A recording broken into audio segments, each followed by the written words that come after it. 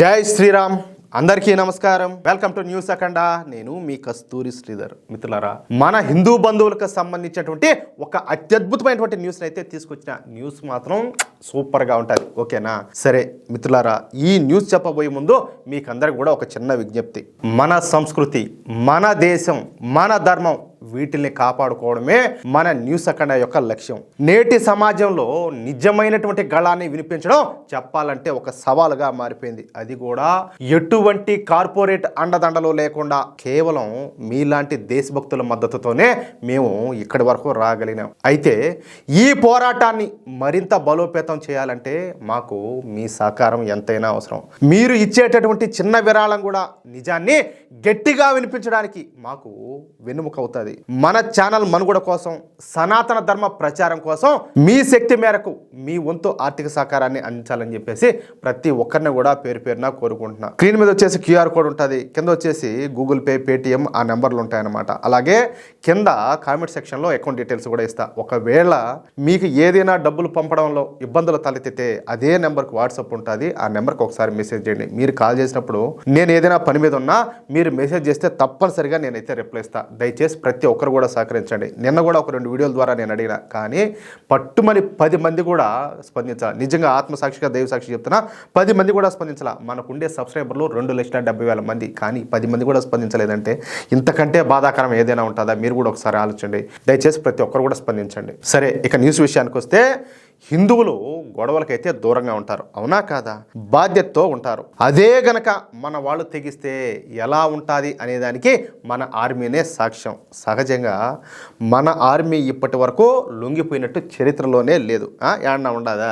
లేదు. చివరకు చైనా యుద్ధంలో కూడా వీరమరణం పొందినారే తప్ప పిరికి వాళ్ళలాగా, ఏది ఆ పాకిస్తాన్ వాళ్ళలాగా ఎంత మాత్రం కూడా లొంగిపోలా, పారిపోలా. అదే గనక ఆనాడు మన సైనికుల దగ్గర తగినన్ని తుపాకులు, అలాగే మందుగుండు గనక ఉండుంటే పరిస్థితులన్నీ కూడా ఇంకో రకంగా ఉండు. మన సైనికులు పూర్తిగా ప్రాణాలకు తెగించి మన దేశం కోసం, మన ప్రజల కోసం దేనికైనా కూడా సిద్ధపడేవాళ్ళు. మరి అలాంటి మన దేశ సైన్యంతో ఏ జిహాదీ దేశ సైన్యమైనా కూడా పోటీ పడగలుగుతుందా? ఏదైనా కావచ్చు. ఏది ఇటు పాకిస్తాన్ ఉన్నది, అటు బంగ్లాదేశ్ ఉన్నది, ఇవన్నీ ఉన్నాయి కదా. ఎవరైనా పోటీ పడగలుగుతారా?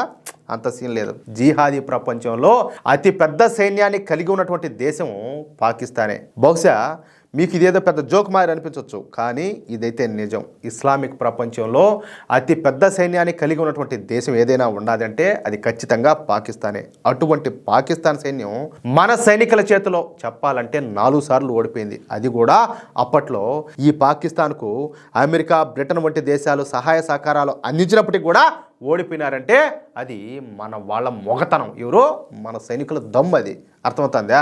అది మన వాళ్ళ పోరాట పట్టిమన్నమాట. అంతెందుకు, మొన్నటి ఆపరేషన్ సింధూర్లో కూడా మన హిందుస్థాన్ సైనికుల చేతిలో చావు దెబ్బలు తిన్నటువంటి ఈ పాకిస్తాన్కి చెందినటువంటి జిహాదీగాళ్ళు మమ్మల్ని కనికరించాడే మహాప్రభు అని చెప్పేసి వచ్చి మన కాళ్ళు పట్టుకున్నారు, అవునా కదా? సరే, ఇక అసలు విషయానికి వద్దాం. పంజాబ్లో సిక్కులు, తర్వాత వచ్చేసి హిందువులు ఎక్కువగా ఉంటారు. అందుకే హిందువుల నుంచి సిక్కు సోదరులను వేరు చేసేందుకు ఈ జిహాదీ గ్యాంగులన్నీ కూడా సిక్కులతో స్నేహం చేస్తూ ఉన్నట్టు నటిస్తూ ఉంటారన్నమాట. వాళ్ళను ఖలిస్తాన్ వైపుగా రెచ్చగొడతా ఉంటారు. వాళ్లకు దురలవాట్లన్నీ కూడా అలవాటు చేసి డ్రగ్స్కు బానిసలు చేసేస్తారు. ఆ తర్వాత మన దేశానికి వ్యతిరేకంగా తీవ్రవాదులుగా తయారు చేస్తారన్నమాట. ఇదంతా కూడా ఒక పక్కా ప్లానింగ్ ప్రకారం, ఒక ఆర్గనైజ్డ్ పద్ధతిలో జరుగుతూ ఉంటుంది. ఈ వ్యవహారం మొత్తాన్ని కూడా పాకిస్తాన్కు చెందినటువంటి ఐఎస్ఐ వాళ్ళు నడిపిస్తూ ఉంటారు.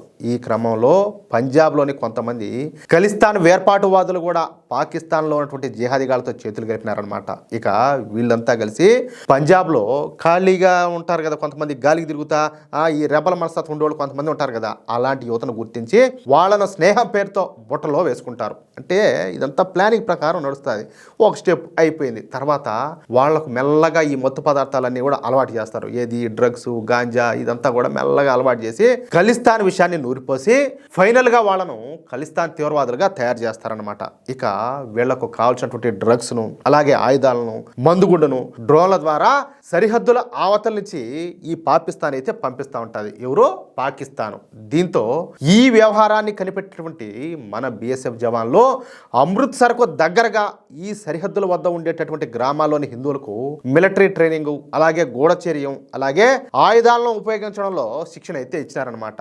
ఎంత మంచి ఆలోచన చూడండి. వాళ్ళనే విలేజ్ డిఫెన్స్ ఫోర్స్ అని చెప్పి అంటారు. అంటే గ్రామ రక్షక దళం అన్నమాట. అంతే. ఇక సరిగ్గా 2 రోజుల క్రితం ఈ పాకిస్తాన్ ఎప్పట్లాగానే డ్రోన్ల ద్వారా 40 కేజీల హెరాయిన్ ను, నాకు తెలిసి దీని విలువ వచ్చేసి ఒక 200 కోట్ల రూపాయలు అయితే ఉంటుంది, అలాగే 4 తుపాకులను అలాగే 4 హ్యాండ్ గ్రెనేడ్లను అలాగే తుపాకీ గుండ్లను భారత్లకైతే పంపించిందనమాట. ఏది ఆ పక్క నుంచి ఈ పక్కకు.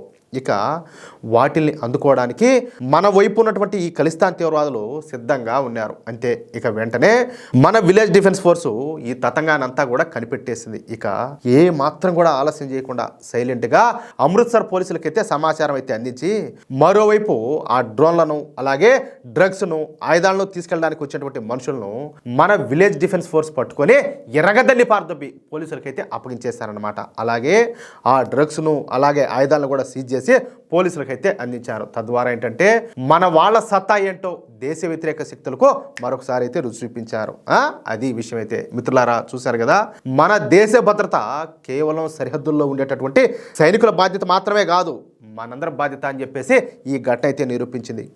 మన విలేజ్ డిఫెన్స్ ఫోర్స్ చూపినటువంటి ఈ తెగువ పైన మీ యొక్క అమూల్యమైనటువంటి అభిప్రాయాన్ని కింద కామెంట్ అయితే చేయండి. అలాగే ఈ వీడియోను మీ మిత్రులకు షేర్ చేసి ఇలాంటి మరిన్ని వాస్తవాలు అలాగే దేశభక్తి కలిగించేటటువంటి వార్తల కోసం వెంటనే మన న్యూస్ అఖండ ఛానల్ను సబ్స్క్రైబ్ చేసుకోండి. ప్లీజ్ సపోర్ట్ చేయండి. జై శ్రీరామ్, జై హింద్.